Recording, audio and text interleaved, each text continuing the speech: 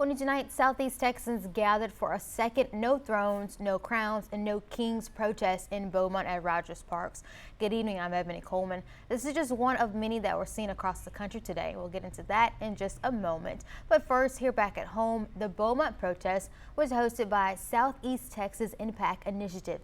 It lasted from 1 to 3 this afternoon, and those in attendance held signs in a response to what some are calling abuse of power by President Trump. Organizers say in America, we don't put up with would-be kings. Our peaceful movement, No Kings, is more than just a slogan. It's the foundation of our nation that was built on.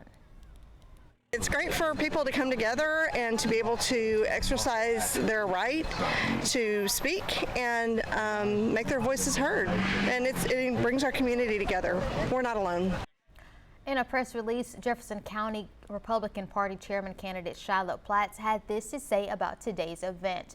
The No Kings protest does not reflect the views, values, or beliefs of the overwhelming majority of Southeast Texans. We are the party of faith, family, freedom, and law and order. To read the full statement from Platts, visit 12newsnow.com. And No Kings protests also popped up across the nation. Organizers say it's in response to what President Trump's immigration crackdown and his attempt to deploy federal troops to U.S. cities. ABC's Christiana Cordero has the latest.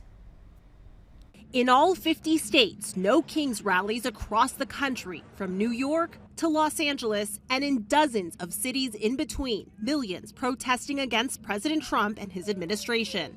We want to show our support for democracy and for fighting what is right.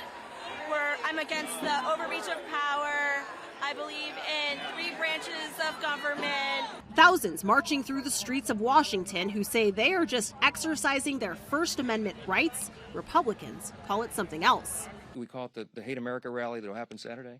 Let's see who shows up for that. Many today marching against what they call abuse of power by President Trump, including his immigration crackdown and his attempts to deploy federal troops to U.S. cities. We can't be silent with this increasing militarization of our cities, the abuse of the Justice Department, the dismantling of science, the attacks on healthcare.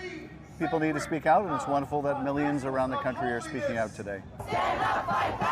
In New York City, the crowds in Times Square looking like those usually only seen on New Year's Eve. ABC's Andrew Dimbert was there. And Nancy, what brings you out here today?